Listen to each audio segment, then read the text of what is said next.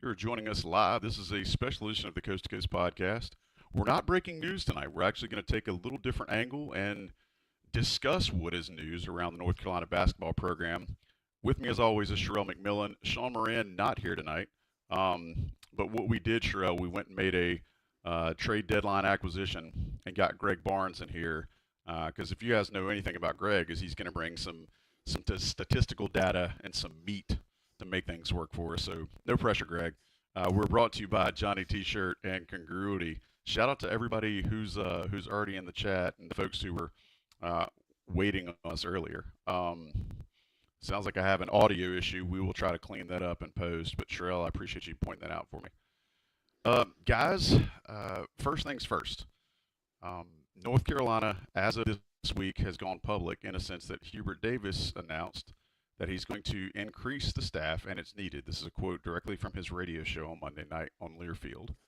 I never would have thought that now, 4 years since I took the job, 100% what is needed is a general manager. There's just so much stuff out there, and I mentioned owner, GM, fundraiser, and basketball coach is so much on my plate that it will take you away from doing what's the most important thing, coaching basketball. Guys, first things first, and I'm going to kind of let Sherrell start this one. Sherrell, why does North Carolina need a GM?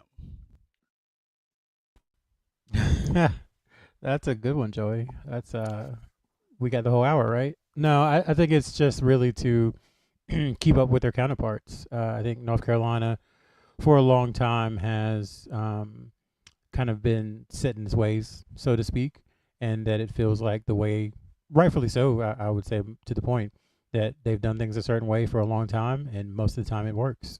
So they probably didn't feel like they needed one. I think Hubert Davis, in the quote you just said, 4 years ago didn't feel like he needed one, but times have changed drastically. I think everyone acknowledges that within the last 4 or 5 years there's been more change than there was in the previous 60.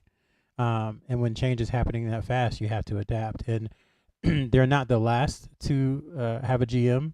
They're obviously not trendsetters, and they're not the first either. But it comes a point when the head coach and the assistant coaches and even the couple of staff members who aren't traditional bench coaches, there's only so much time in a day.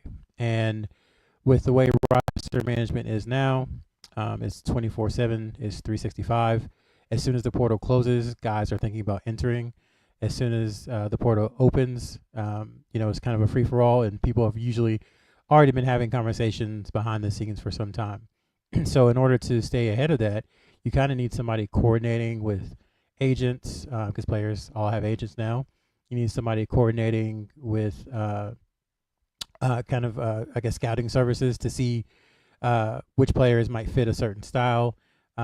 You need somebody looking at film. You need people who have relationships to understand who might be entering the portal before they enter, to help you kind of create a pre-recruiting board before the portal opens. And you need to do the same thing with high school recruits too. You need to know the number. What's it going to take to get player X to North Carolina. So it's a lot of information gathering. It's a lot of communication. It's a lot of relationships. At least how we envision it. I guess we'll get into that later. About what I'm speaking from is kind of what it is at certain places. And not all places use the GM in the same way. But I think that's why. It's just because the workload for coaches is getting to the point now where they're having to spend as much time on the administrative stuff as they are on actually teaching and coaching, which is what they're called to do. And, you wouldn't want a marketer being a basketball coach, and you don't want a basketball coach being a marketer. So I think that's why the GM role is so important in a lot of places, and why North Carolina is getting one.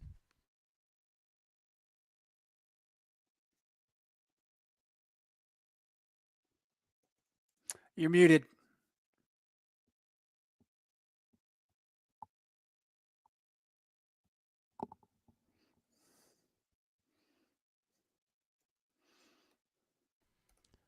Well, Greg, why don't you jump in and tell us why you think this is the right time for North Carolina to have a general manager? Well, I think what you laid out there, Sherrell, is exactly right in terms of what is needed in the role. I think it's important to note that North Carolina football has had a general manager type role dating back to when Mac Brown returned in 2019. So for a number of years, first with Billy High, and then Pat Suddas, and now, of course, Michael Lombardi for Bill Belichick. And Courtney Banghart has had a general manager for a couple of years. So this is not a new concept within the North Carolina athletic department. But there has been, as you said, Hubert Davis is an old school soul. He played for Dean Smith, coached under Roy Williams, and both of those guys were old school souls, and they just like the old way. And I think it's funny that Roy Williams, and Sherrell, you could speak to this better than anybody. He hated the concept of handlers. He did not like guys, and I guess there are probably some females as well, like on the AAU circuit, having their hands on players, trying to speak for them or trying to set them up with stuff. Roy hated that. That was just not anything he wanted part of. And so it makes sense that he stepped off when he did. I do think that when Hubert was hired, there was this idea, and this is kind of how it was sold to the powers that be, of, look, Hubert played in the NBA. He's familiar with what happens in the NBA. He was at ESPN for a number of years. Therefore, he understands the media game. He understands kind of where things are going and relationships and all that. So he seemed like a natural fit for what was coming. And people say, well, nobody knew what was coming. That is exactly right. Nobody had a clue what was coming. Not a single person thought that what we have right now was what it was going to be, 4 years ago now. So the idea was that when somebody comes in as a head coach, there's got to be adaptability. There's got to be a willingness to pivot very quickly to the changing tides. And because I think Hubert is kind of that old soul in terms of loving the traditional style of what made Carolina basketball, he was maybe a little slow in making that transition. And as you said, Rel, he's had some success, right? The national championship game run his first year, number 1 seed last year, had a really good team. But there's been some downs as well. And so those comments that he made earlier this week, I think, is the biggest story of all of this, in that it seems very clear that Hubert's saying, okay, look, I tried it the way that I wanted it to be. I wanted to do it a certain way. It's just not going to work. And we know that there is a path forward now, and the general manager is a big part of that. So for me, yeah, we can talk all about general manager and what that role is going to be, and that's important stuff. But if Hubert has really embraced this kind of change, I think that's what's most significant, or for him. Of course, he's under some heat, and if Carolina doesn't make the tournament this year, there's going to be a lot more heat for him. But better late than never, and I think that's a very positive thing for him.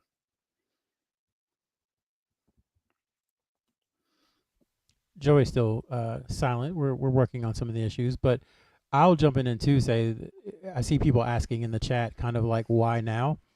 I think we talk about it with players all the time, is that when you can, so to speak, see the finish line, you start to get a little more clear-eyed about what things should look like and what they shouldn't. And now he's been through, I guess, 4 off seasons. And, each year it's kind of amazing to me. The portal has changed each season. Like, it's kind of mutated each year. Like, I remember it being so quaint on July 1st, I guess it was 2021. It was like, oh, yes, Greg Barnes can host a softball camp. And everybody was like, oh, this is great. And within a year, it was like, oh, Miami is going to give, Nigel Pack $800,000. And everybody was like, well, this can't happen. And then within 2 years, it was, I'm not doing any appearances. I'm not doing any work. How much is the guarantee for? Here's my agent. I don't need to visit. What's the number? I'll sign if you give me the number. So that is a stark change just over 4 years.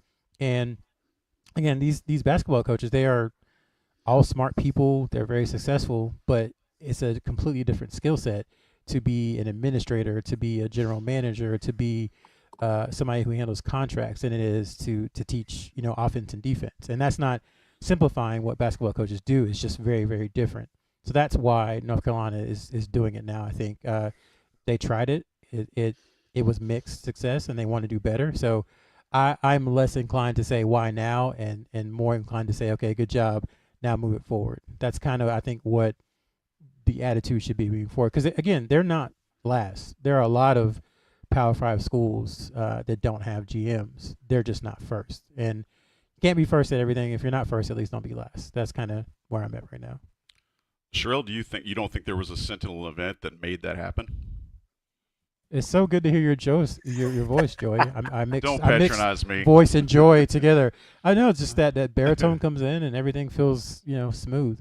No, I'm over I here can't say, dealing cards with my brother's kids, man. Things are all sideways. So thank you guys for picking up the slack. You don't think there was a Sentinel event though that kind of triggered this? You don't think it was necessarily because of the performance on the court this year? It's hard to say. I mean, I really only Hubert Davis and Bubba Cunningham and Lee Roberts know the answer to that question.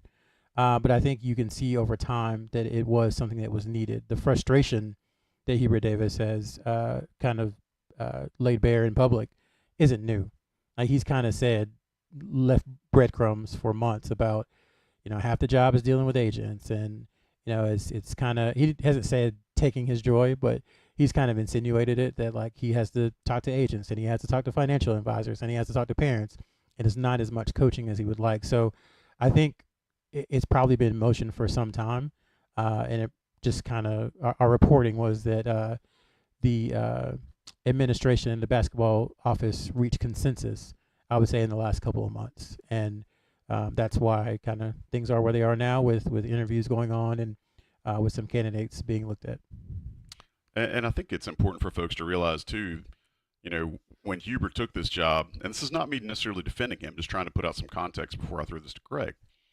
When Hubert took this job just 4 years ago, as you guys were mentioning earlier, it was wholly different than what it is right now. If you imagine the conversations that he and Roy Williams had prior to Roy resigning, and you can speculate on your own how many of those conversations and how early they were. But when he accepted this job and was named coach, it was still, even just 4 years, light years different than what he's having to deal with now and what he's seeing. Greg, I want to throw something to you here that I think is really important. I don't know if anybody here on the live show, to the almost 200 of you that are here right now, have heard of Ben Sherman. Ben Sherman is the editor of Inside Carolina. He's not just an apparition. But as we got ready for the show tonight, Ben Sherman kicked along some data to us, and I feel like this is perfect for Greg because, Greg, this is definitely your wheelhouse and where you really shine. But specifically, Ben, is it next level, Joey? It is. It's almost next level. Well done, sir. Next level. Well is that done. A podcast with Greg and Tommy? That it comes is. Out and if folks would like some more details about the numbers and the other analysis that comes with North Carolina athletics, I would point you towards Next Level, one of IC's many podcasts here. Well done, man. But Ben sent us an article on Sportico from last March Madness, so it was almost a year ago, but was by Lev Akabas, and Lev was kind of laying out the expenditures that each seeded team was putting towards basketball. And so, Greg, the first thing that jumped out to me when Ben sent this was that North Carolina was spending $12 million. Okay, great. Do you know what the repeat national champion UConn was spending, Greg, without looking at the chart? Without looking at the chart, $20 million. $24 million. So UConn, who North Carolina and fans a lot of times will say, UConn's not a blue blood yet, despite the fact that they've won, I think, 5 national titles. UConn spent double what North Carolina did in the 2021-22 season, which is the most recent data that we have. Also in this chart and the Sportico article, you can also look ahead of North Carolina. Duke is the leading school at $28 million, which doesn't really shock me. Kentucky at $22 million. Other schools that are ahead of UNC, Greg and Sherrell: Tennessee, Marquette, Illinois, Baylor, Auburn, Kansas, Texas A&M, and Michigan State. And so there's been a lot of discussion about, as North Carolina has struggled this year, around who are their peers, and North Carolina should be an elite squad, an elite program, and should be performing as such on the court. Well, North Carolina's peers, as of this most recent data in spending on basketball, are Arizona, okay, who was a 2 seed last year, Gonzaga, Texas Christian University, it's good old TCU. So, you can look at those and say, all right, are those peers or not? But then more importantly, and this I think will draw some ire from our audience, slightly under $2 million less, NC State. And you can say whatever you want about that program, but it's worth considering how North Carolina has been spending. And I see Lewis Bass in the chat making the comment that I thought you guys said we had plenty of money. I think North Carolina does, but with regard to spending in basketball, Greg, what do you make of this data that came from that Sportico article, and how North Carolina positions itself as an elite program? And then you look at this data. Does the data back it up? Okay, so this is a whole can of worms, Joey. I could talk for 30 minutes on this, and so I'm going to try to pare this down as best as I can. There's two parts of this. You have expenses and you have revenue. Okay, and so if we go back, let's go back to the 2022-23 financial data. That is, we have North Carolina's 23-24. We don't have everybody's 22-23 yet. So instead of looking at a little bit of the data that we have, but not all of it, we're going to look at 2022-23. That season, and does not include private schools. So Duke is not in here, but we can assume Duke is above all these teams I'm about to name. But the top three public schools in total revenue for men's basketball. Number one was Louisville, which is impressive. I think a lot of that, and this is speculation on my part, a lot of that is their sponsorship program, because they Yum Center, and they just did a $40 million deal for their football stadium. So that's a part of it. Kentucky was number two at $32.1 million in revenue. North Carolina was number three at $31.7. When you get into the expense part of things, that's where we see this dramatic change. As you mentioned, Kentucky in 22-23 spent $23.6 million of their $32 million on basketball, men's basketball. North Carolina that season was roughly $11 million in expenses out of the 31.7. So 21 million that North Carolina basketball generated that did not go back into the program. Football had an even larger surplus. I think theirs was like 26 million that year. Why is that? Well, Carolina has 28 sports. That's a big part of it. And so the money that football and men's basketball generates, so that year we'll say roughly 45 million. A large part of that went to funding the Olympic sports as well as other administrative costs. So everybody else that has a paycheck within the athletic department that's non-sport specific, you got to pay for those people. You got to pay for buildings. You got to pay for equipment. All that stuff, costs a lot of money. And that's one of the reasons that we've talked about becoming rev share.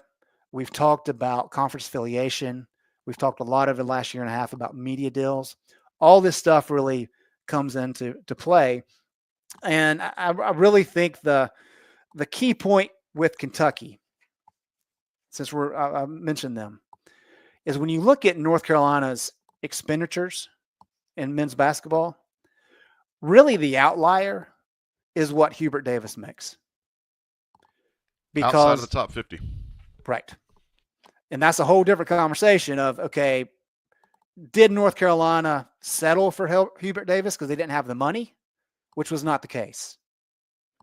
But they hired a first-time head coach and started paying him at a very low amount to begin with. And, he got the extension a couple years ago, and we'll see where that goes coming up with another one that we've talked about in recent months. But if you just look at the head coach aspect of things, I mean, they were paying, this is, last year, they were paying Calipari, like $8 million more.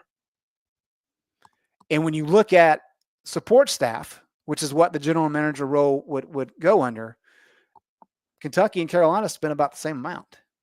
And support staff is everybody but coaches. It's everybody but head coach and assistant coaches. So all of your secondary roles. So with that type of thing, North Carolina really wasn't far off from Kentucky. The main driver there was the head coach position. There was also recruiting money too, because Kentucky spent in 2022-23 men's basketball $1 million on recruiting. Carolina was about at 200,000. Can you? And I want to make sure folks understand that's not NIL money. Correct. This is spending for coaches to travel to do recruiting. Correct. Their budget based on going to do visits, bringing recruits in for visits. That's not NIL money. What Greg and I have mentioned here is not NIL dollars. These are athletic department budget approved items that are part of the university's budget. Correct. And so I think it's important you get that context about Kentucky too, Greg, because Sherrell, correct me if I'm wrong, Kentucky has a much larger support staff than North Carolina, yes? I know most of the SEC schools do and have for, at least Kentucky has for quite some time, I thought.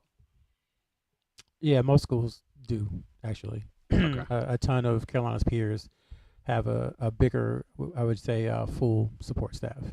I'm interested in those numbers, though, because the 2021, 2022, the COVID restrictions hadn't been lifted until that summer. So I'm kind of like, where did Kentucky spend on that money at? Because there was not a lot of visits going on. I mean, it didn't open back up until that June, I believe, June of 2021. So maybe it came from that time on. But then university's fiscal year ends on June 30th, correct? It does. Now, the numbers I quoted were 2022-23. So they were a year okay. later. Gotcha. Okay. Gotcha. Okay. But I can provide a little bit more insight. This total coaching staff, support staff was $12.5 million.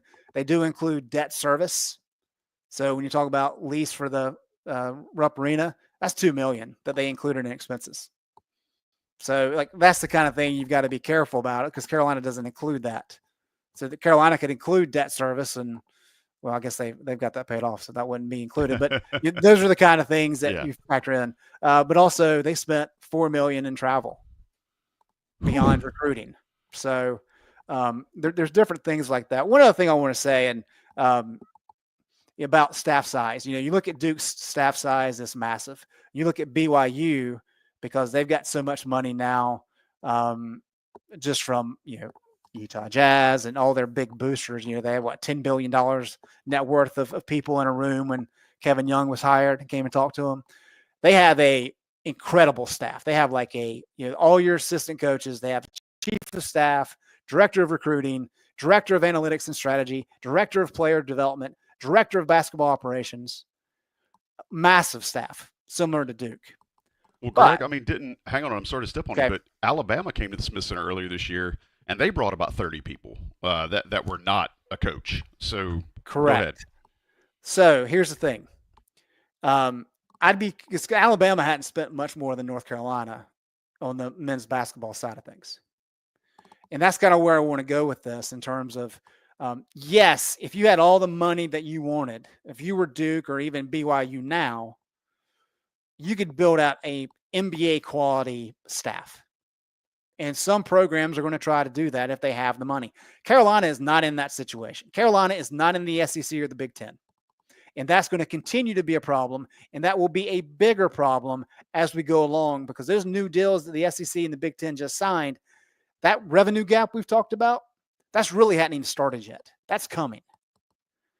So you need to factor that in. And we can talk about, West Carolina basketball, blah, blah, blah. Yeah, but this is a whole new world with all the revenue coming in. And so Carolina is trying to figure out the best path forward. But let's look at Michigan because Lee Roberts, when he talked to the faculty council last week and kind of caused a stir, one of the teams that great peer institution, by the way.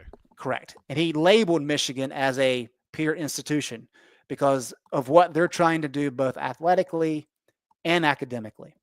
So they brought in Dusty May. And I think this is interesting. Dusty May has a general manager and he has a director of player development. Here's what's interesting about it. Drew Williamson is his director of player development. He's also an assistant coach. Kyle Church is his general manager. He's also an assistant coach. So the way that Dusty May has his staff set up is he's got 3 true assistant coaches.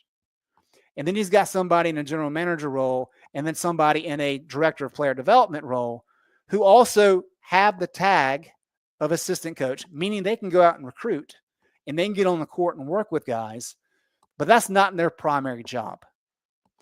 And I say that because you can get creative in this space in terms of how you want to structure your staff. I don't think it's fair just to say, well, Carolina's got 5 assistant coaches.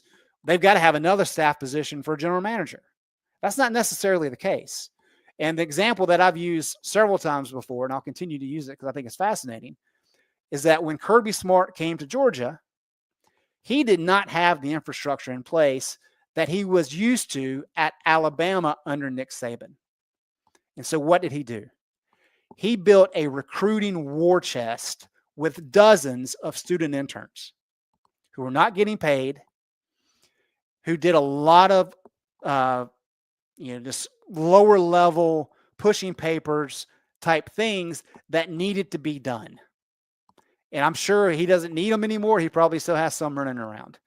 But he made the best of what he had in that moment to build towards what he wanted. UNC baseball, for example, they're very big into analytics. Well, they have an analytics staff. And guess what? Those are student interns that Scott Forbes uses. So you have the haves, the Dukes and the BYUs and maybe some of these SEC schools.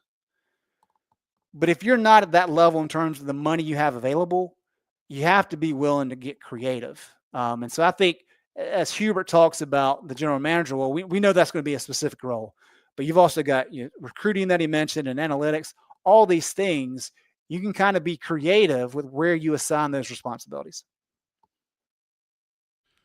And that's why we have him on the show tonight, because he shows up and hits in the cleanup spot and absolutely rakes when he has to.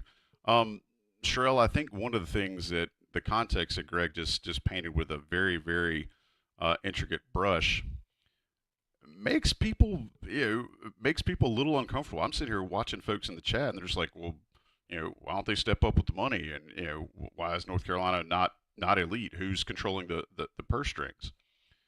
I'm going to ask you, Sherrell, is adding a GM an extra step, or adding a GM and extra staff going to make North Carolina, will it get them closer to back to being elite as quickly as folks want them to be? Does it make that much of a difference to have that many extra hands on the bench or around the program? Well, let me start with it. We can go ahead and say this now. We don't know exactly what UNC wants out of the general manager role. So we are missing a pretty huge data point. We know they're hiring one. It was interesting the way it came out. It wasn't even a question. It was just kind of like, I'm just going to say this and here it is. So I think once we figure out exactly what they want in the role, then we can kind of answer that question a little bit better. But I think from what the peer institutions have and what some other schools have, then I think it can make a pretty big difference pretty quickly if it's the right person. Because, again, this stuff it's money is the most important thing, I think, for most kids. I think that's fair to say. But relationships do matter. You have to be able to get into the room with them to be able to sell them on why, they should take a $100K less at your school versus, a better offer at another school. And when you have someone who has worked with players, worked with agents, worked in either the NBA or in college or what have you, then I think that can get Carolina into more rooms because, again, the coaches aren't trained to deal with agents. This is still very, very, very, very new. Not even 4 years. This is more, the agent thing is more of the last 2 years, I would say. It wasn't until a couple years ago when it was like, oh, we need to get agents on the phone too to, corroborate some of this information. So they're just not equipped to deal with that. That's not a skill set that they have. Maybe they could learn it, but I think the best thing for UNC is to hire this general manager role to have organizational alignment on a lot of things, because I think that has been an issue in the past, and then you can move forward together.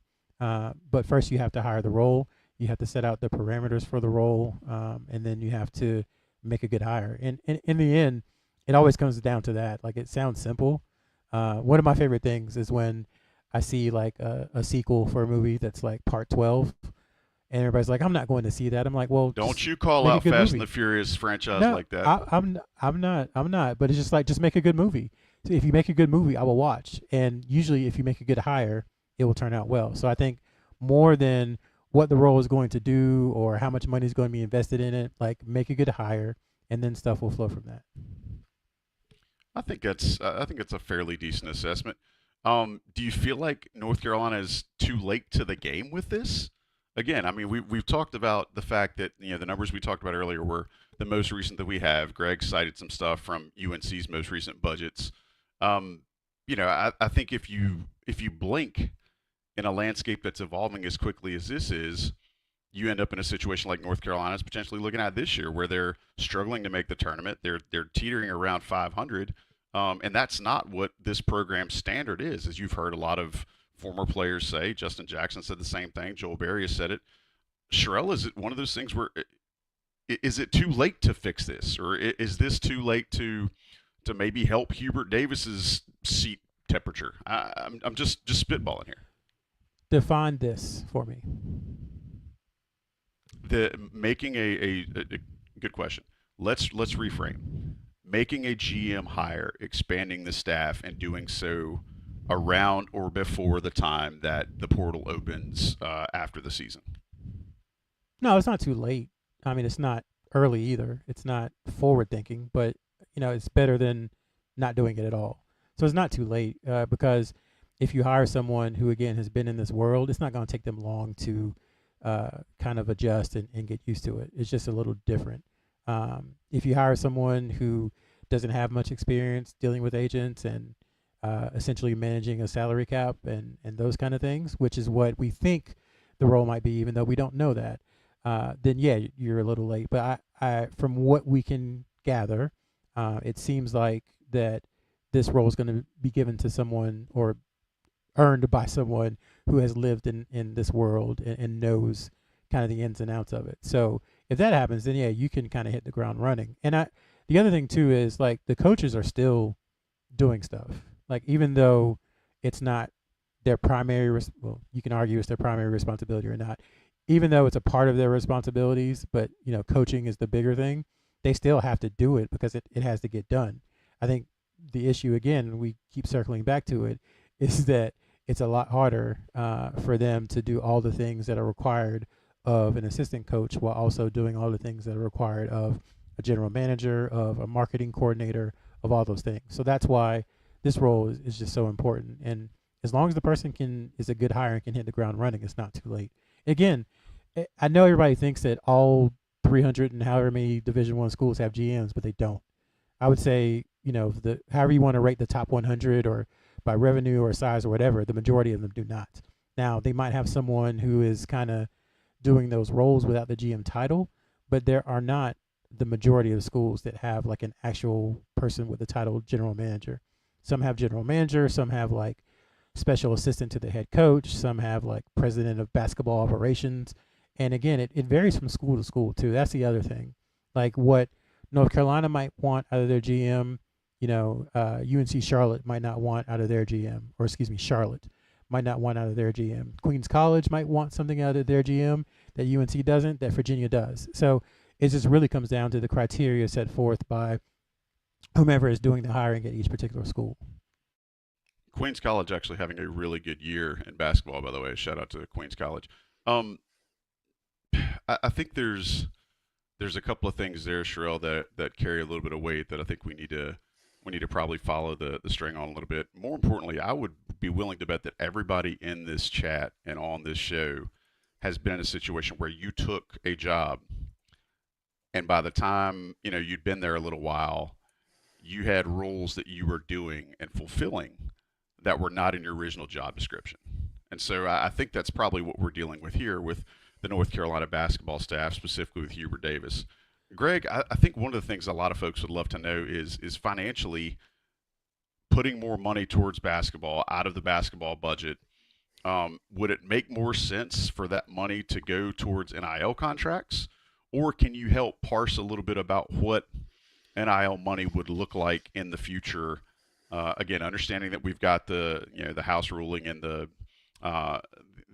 revenue sharing and all that stuff coming. Help us understand where that money would match up with overall basketball spending.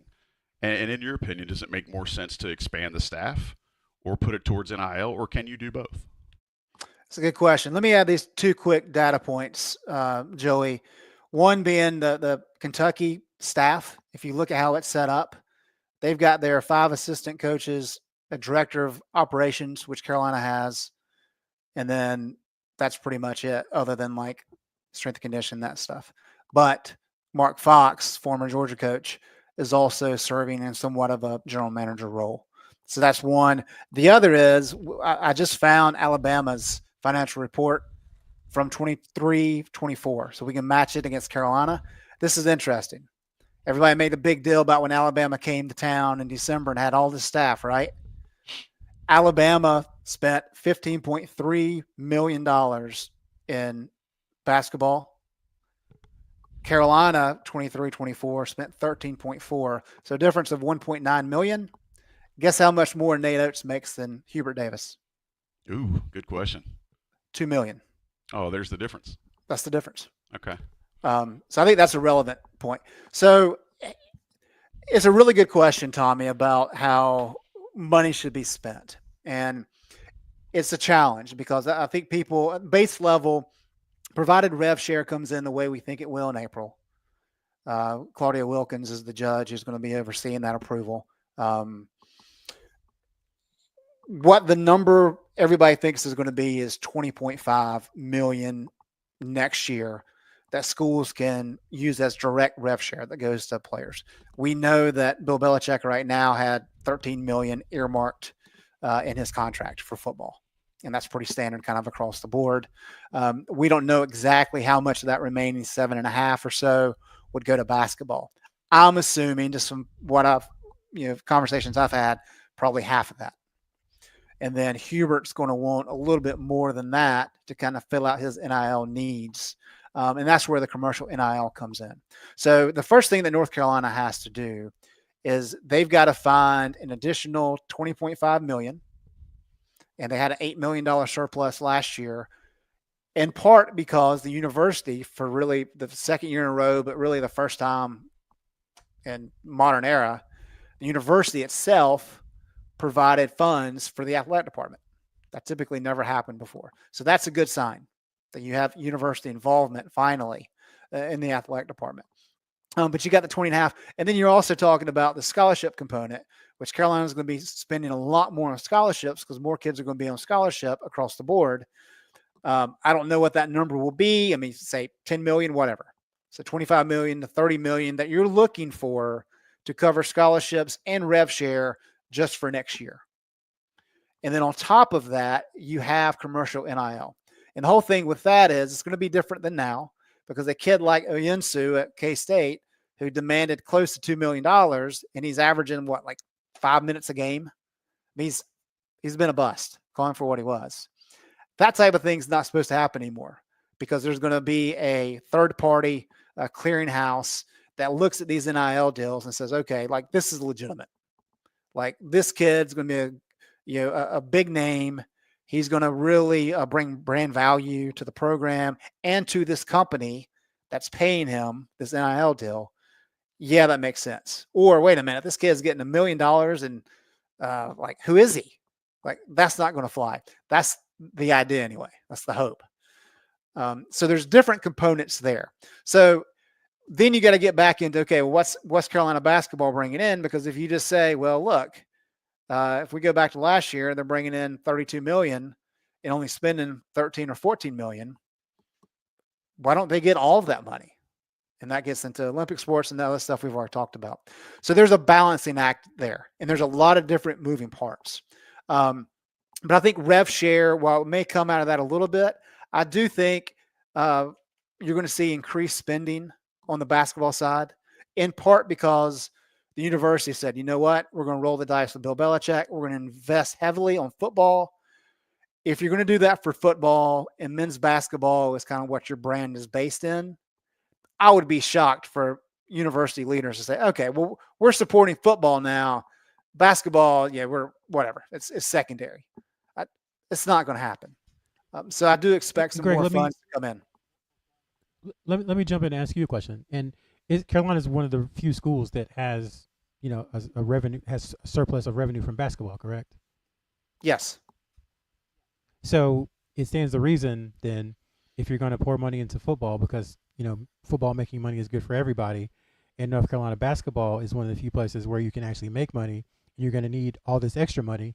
And it stands to reason that you would invest more money in basketball, because if basketball does well, that's more money for all the other stuff that you just mentioned, the rev share, the salary pool, more scholarships, etc. Like, it just makes common sense, right?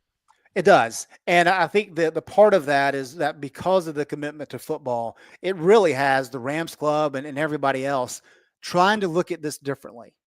And so I think what you're going to see is there's been a lot of emphasis on increased fundraising, of course, but also in terms of corporate sponsorships. Like, Carolina's never really done that to an extensive degree.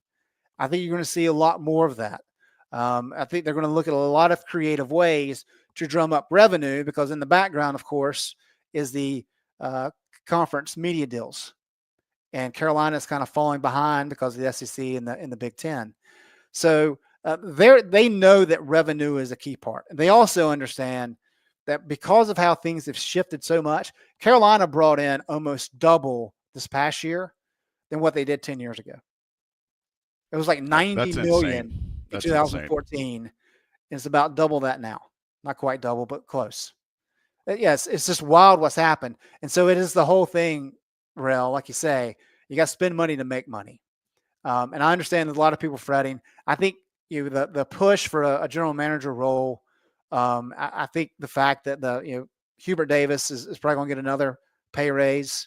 There's going to be a lot of financial support coming in to make sure that Carolina basketball is on steady footing moving forward. And a lot of this goes back to what you were saying earlier on Next Level with Tommy, Greg, is that Lee Roberts, when he was hired as Chancellor of North Carolina, a lot of folks kind of bemoaned the fact that, one, he was a Dookie, but two, that he was not a typical academic, and most of his life has been spent in the business sector. And what we've already seen in just a short time is that he understands the business of college athletics. And if nothing else, for the folks that have been IC subscribers for a long time and fans of Carolina athletics, that should be a warm hymn being played over the Hammond B3 organ to everyone's ears. I'm thinking about the whole general manager role, and I know that Johnny T-Shirt has a general manager because that's how they control that store and make sure that they're giving you great deals, great customer service, et cetera, et cetera. Johnny T-Shirt, big supporter of Inside Carolina and all of our content. Hey, maybe Johnny T-Shirt is involved in the general manager search somehow. Either way, we want you to make sure you check them out, johnnytshirt.com. Use the premium code on the premium message boards and get your extra 10% off. Johnny T-Shirt, we love them. Visit them there on East Franklin Street in Chapel Hill. Sherrell, we talked earlier about what this role may or may not look like.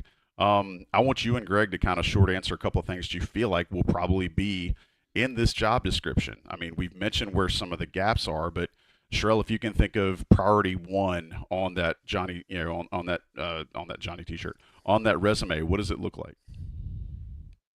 I think it's an ability to interact with agents and an ability to I guess close deals. Someone who's done that prolifically, because that's what a lot of this recruiting stuff comes down to. They take visits, everything is cool, and then you have negotiations just like you would with a free agent in a professional league. So someone who can be in those rooms, be cool, who understands how a salary cap works. Excuse me, we're not supposed to say salary cap. Who understands how a salary pool works, and then can advise the head coach and the staff on what number is realistic or what number is fair and good. I think that's near the top of the qualities. But again, that's just my opinion because we don't know UNC's parameters for this job.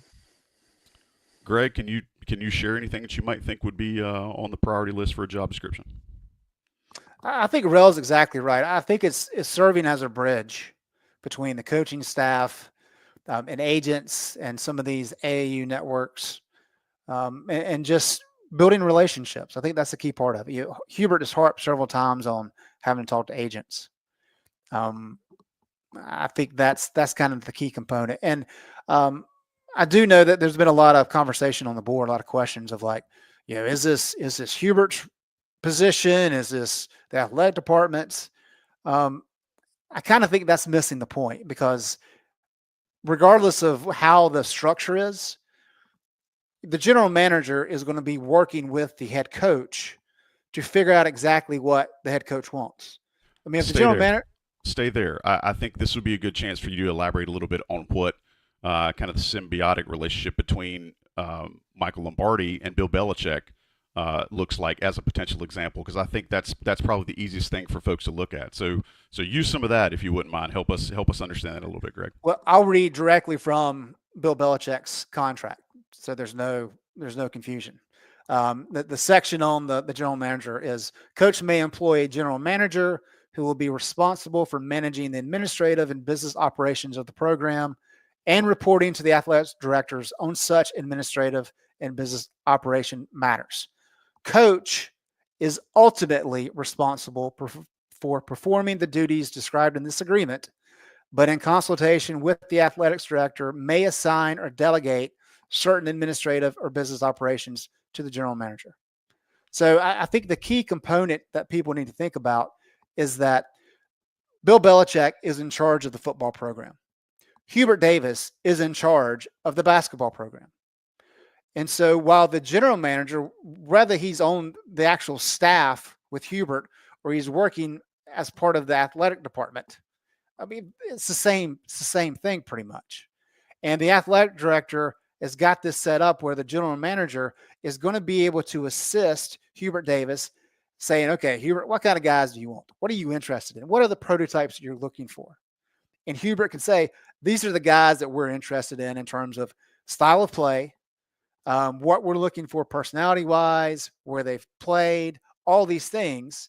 And then maybe even, hey, these are some guys we're actually interested in right now specifically. And then the general manager can bridge those gaps and have those conversations. Say, okay, we've got these random guys that we think kind of fit what you're looking for. We've also talked to these players that you've already said that you might have interest in. This guy's not interested whatsoever. These other three guys are interested. And that's kind of how the football side of things is working. And I completely envision the same thing happening for this role with basketball. I think a lot of folks. I want to jump in. Go ahead. Let me jump in. Let me jump in real quick, Joey. And so you're an executive, correct, Joey, in your day job, right? It depends on who's asking, but yes. Okay. So I've worked either for or with executives for some time in a support role. And one thing I've always noticed, and I promise I'm going to get to the point, is that they are so busy with all the stuff that they have to do as an executive that if you can't give them something that's like compact and short and to the point and kind of filters through all the noise, they get annoyed. I ain't got time for you. And sometimes it can make decisions harder. So to Greg's point, a general manager's job, we think, in the ideal world, would be to kind of, I don't want to say handle the riffraff, that sounds bad, but to handle those calls and those conversations. And then if Joey Powell's the general manager for Greg Barnes, you go to Greg and say, okay, Greg, we got player X. He wants this. He wants this. We think he fits. We think he's a stylistic fit based upon the criteria that you've given. What do you think? As opposed to, Greg having to watch the film and talk to the uncle and talk to the aunt and talk to the agent and talk to the cousin and the high school coach and the AAU coach. So that's, for me, in an ideal world, that's part of a general manager's responsibility, is to like almost executive produce for the talent who is the head coach. Great analogy. Yeah, I think that's a really good analogy, Sherrell, and it's more about also building process, right? A lot of times when you think about situations like this, where the tempo of the way the landscape is evolving is a lot faster than the game. The tempo is evolving a lot more quickly than coaching staffs and athletic departments are evolving. So what you've got to do is change the process to catch up with the speed of the evolution. And so what a GM will do, and I love how you guys talked about what the priorities will probably be.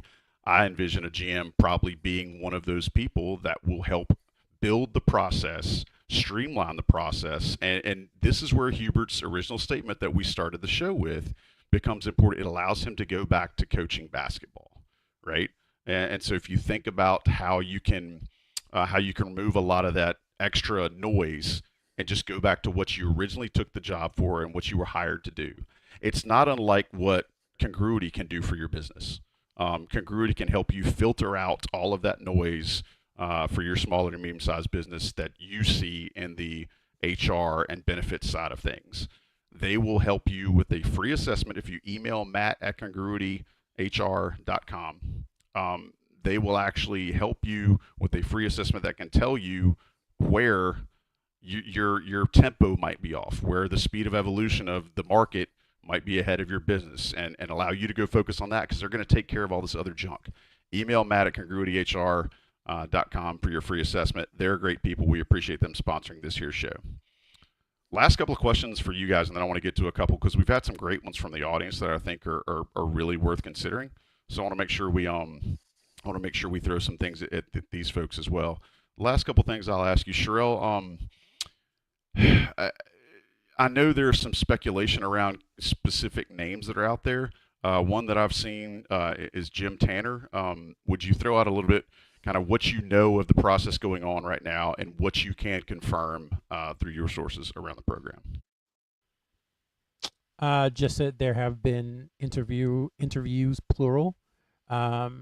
And Jim Tanner, we know, is a candidate, and he was one of those interviews. Outside of that, there's stuff, and again, I had to get into the delineation between like reportable and what we know, but that is what we feel comfortable reporting at this point. And that's kind of, I think, where things stand. Can you tell folks who Jim Tanner is in case they may not know? I know you did a good note on the premium message boards recently, but if you want to give folks just an idea of who Jim Tanner is. Oh yeah, well known in the agent industry, had some huge names during his career, whether with his former law firm or with the sports agency that he founded, which is Tandem Sports Entertainment, I believe is the official name. Out of Washington, D.C., he's a native of High Point, graduated from UNC in 1990. I believe Marvin Williams was his like first real client back in 2005, and he just developed a really good rapport. And has had quite a few UNC players who he's represented, again, either himself with his old law firm or with his agency. Some of the names he's represented, Hall of Famers, Ray Allen, Tim Duncan, Grant Hill, Dominique Wilkins, and then other big names like John Morant. He has Jared Allen now, who plays for the Cavaliers, Cam Thomas, who plays for the Brooklyn Nets. So he's got a lot of quality clients, and he's been around for a long time. And I think more than anything, the name is very well respected. He doesn't have a reputation as being shady or someone who you can't trust or anything like that. And I would say, I don't want to impugn the entire industry, but I would say that's a rare quality for a lot of agents. We'll allow it, sir. He definitely has a reputation. He has a reputation that precedes him as being trustworthy and honest.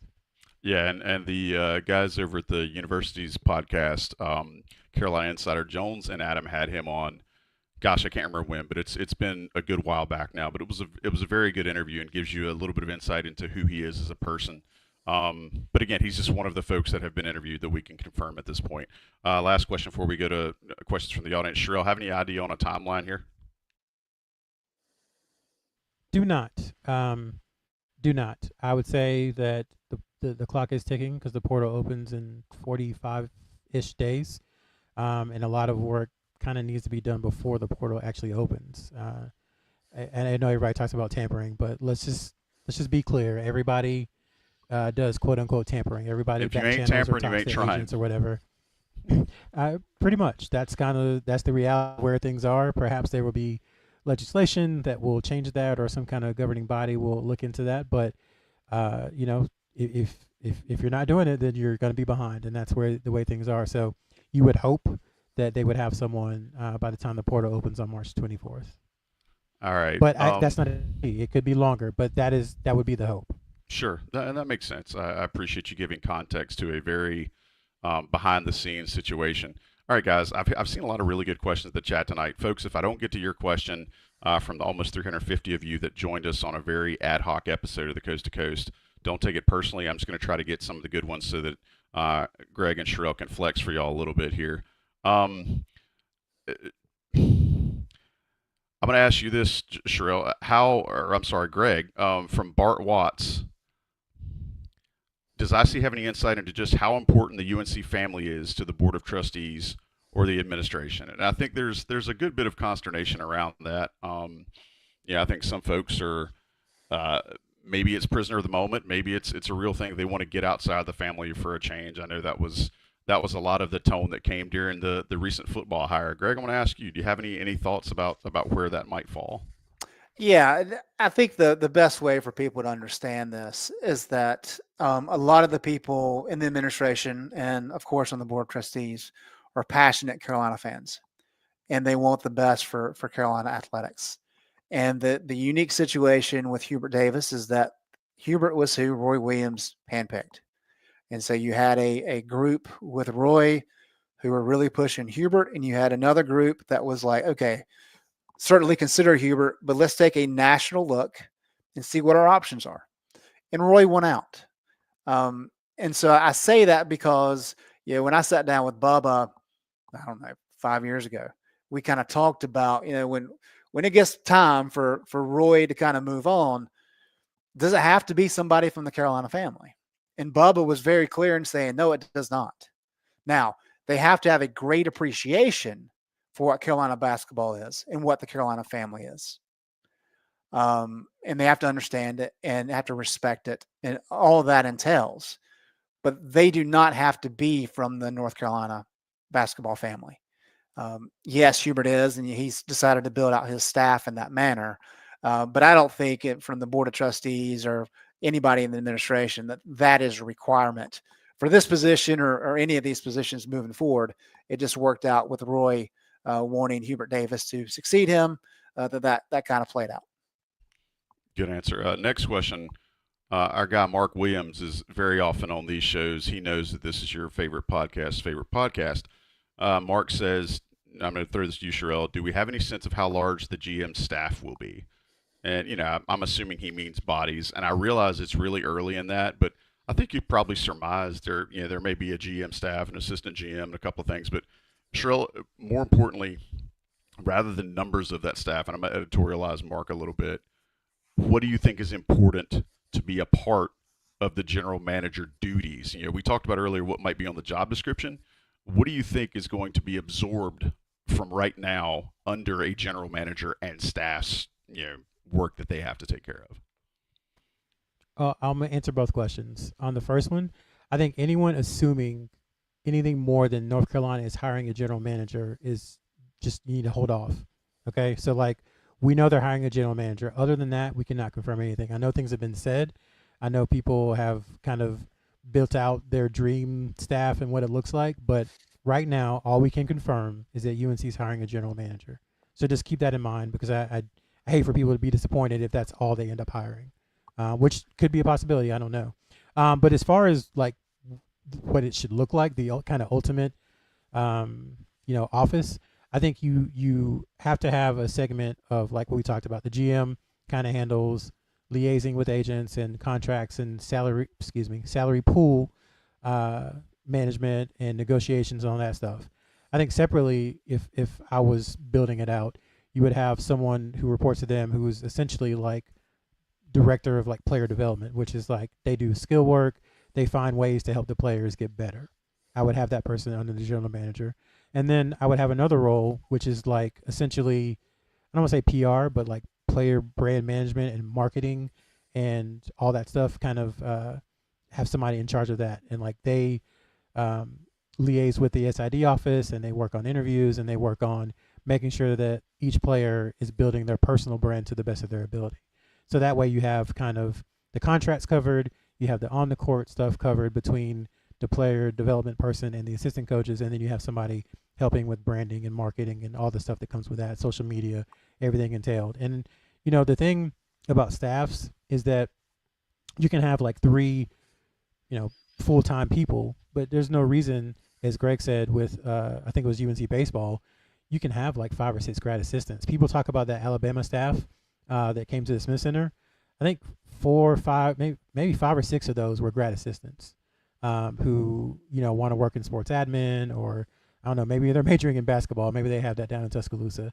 But to Greg's point, you can get creative and you can fill out different niche roles within a staff, like a social media graphics person, I think is what Hubert Davis mentioned. It doesn't have to be a full-time role. That can be somebody who's young and hungry and wants to work hard and wants to show that, they can help Carolina. So that's the way you kind of get around having to spend $100, $200, $300, $400, however many thousands of dollars on staff members. You get young up-and-comers who are hungry.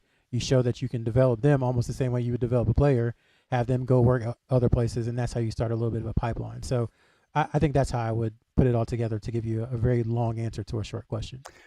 And I think Hubert Davis's precise wording on Monday is telling, because he says, yes, we're going to hire a GM. And then he says, we need a director of marketing fundraising for NIL. There needs to be a video coordinator, and there needs to be a recruiting coordinator. So in line with what Rel just said, a GM's coming. There's other roles that Hubert thinks needs to be filled. Those are probably in the works, but we're not there yet. I love to see him working like that with a live microphone, kind of dropping some things out there. That's got a very wily old veteran coach feel about it. Greg, we got a couple more questions I want to get to, and then we'll get out of here. I know we've been a little bit over an hour. Slagle asked, and Slagle basically, I think, lives in these chats, and we appreciate him for it. Greg, why does Carolina basketball not spend more of their revenue? Is it solely because they have to support Olympic sports? If so, is that not the reason to cut sports? Whew. Rail, you want to take that one? Little loaded, huh? Yeah. So look, I'm pulling up the numbers here. This is 23-24. So UNC football, their surplus, right? They call it surplus. It's profit. Profit's $26.8 million. Basketball was $18.6 million profit. So I'm not good at math. That's $45 million. When you get into the Olympic sports, they had a net loss of $24 million. And then you get into non-program specific, which is like administration, salaries, and costs, those things. That's another 13. And I add all that up, and you've got a surplus of $8 million. And part of that is that the university provided $14 million in institutional funds, which, as I said earlier, didn't used to be the case. So in theory, you could cut some sports, but here's the thing: when you're talking about 23 million over the other 26 sports, it averages out to less than $1 million a sport. And then when you start talking about like a program like women's soccer, well, they had $800,000 in contributions this past year, which I don't have the number in front of me, but I'm pretty sure that probably covers all their costs. And while baseball technically lost money, they have a very robust fundraising part of their program. And so it's not as easy as it looks. And then you have a lot of support, and nobody wants to have to go that route. Now, if it comes down to it, then maybe you have that discussion. But I haven't talked to anybody at this point in time who has brought that up as a conversation point. They want to try. Nobody's going to admit it if you do press them on it either. Well, yeah, probably. But there's so many other avenues that they're trying to go down to see what other options do we have. So I get it, and I understand the need to want to spend a lot more, but you also have to say, kind of, what's the threshold? Like if we just give basketball another $10 million, what does that get us? And I think that's a legitimate question to ask. Yeah, okay. Hubert said he wants recruiting coordinator, he wants marketing, he wants a GM. I mean, what's that? $1 million max? So where else do you want to spend the money? You don't spend money just to spend it. And so that's part of it too, is I would imagine and I hope that there is a constant conversation between the athletic director's office and in each of these programs, especially the revenue sports, of saying, this is what we need. This is where we need the money to go. And then, of course, the other part of the conversation, Joey, is that a lot of conversation about the Deanie Smith Center. And there needs to be a lot of changes, whether that change has to do with on site or in a different location. So that's kind of in the background as well. Article in the Triangle Business Journal today as we record this on February the 6th, if memory serves. Let me add, Joey, real quick, just one thing. I would say, Greg, you talked about communication between the programs. I think just based on probably some of the same people you talked to, I think that is an area of improvement for the North Carolina athletic program as a whole is just communication, and that's not a bad thing. You're not siloed. There's too many champions on campus to not talk. Yeah. Right. I mean, and what I found just in my professional career, I work as kind of a communicator at a place. People who communicate for a living are the worst at communicating with each other. And I think you see that a lot in Carolina athletics. So the hope is that'll improve and people will be clear about what they need versus what they want, and that the back and forth is constructive. Because I think, again, in the past, that's been an issue. So hopefully that will be rectified moving forward. All right, boys. I hate to steal a gimmick from another talk radio show, but parting shots before we get out of here. Greg, since you were our free agent acquisition right here at the trade deadline for this show tonight, I'm going to let you have the first, let you have honors here. What do you feel like something maybe we hadn't touched on tonight, or if there's a parting shot you want to leave folks with, have at it.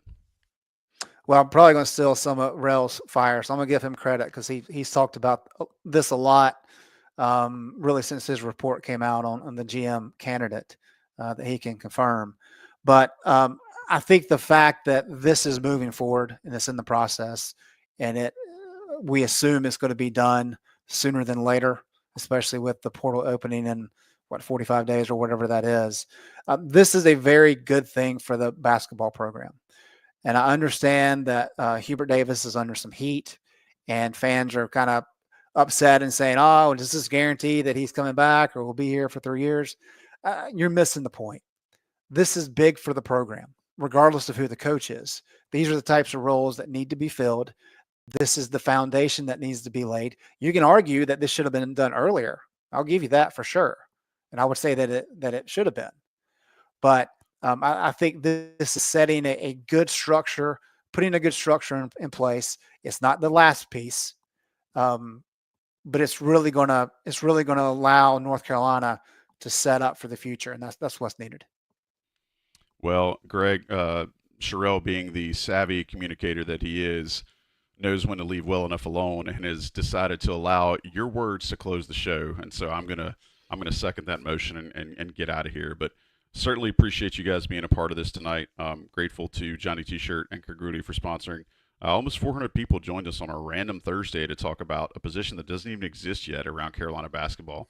So I see subscribers, you guys are the best. If you're listening to us later on in your podcast feed, hey, just make sure you subscribe. Make sure you subscribe to the YouTube channel, get those notifications on, and you'll know when we do stuff like this live. When I went to bed last night, I didn't think this was a thing. And then all of a sudden today it comes together, and we put a show out and ended up making an hour and 8 minutes out of it. So thank y'all for bearing with me through the tech issues early in the show. Sherrell, you're a rock star. Greg, I mean, anytime you want to come back, man, I'll take a shower. I'll clean things up around here. I'll even you know, the Roomba's been hitting me in the feet the entire show, and I'm happy to keep the floor clean for you if you ever want to return, man. So thank y'all so much. We'll talk to you on the next time. We'll be back with a regular Coast to Coast this weekend, talking Carolina basketball. This has been another Coast to Coast podcast from InsideCarolina.com. I'm Joey Powell. We will talk to you very, very soon.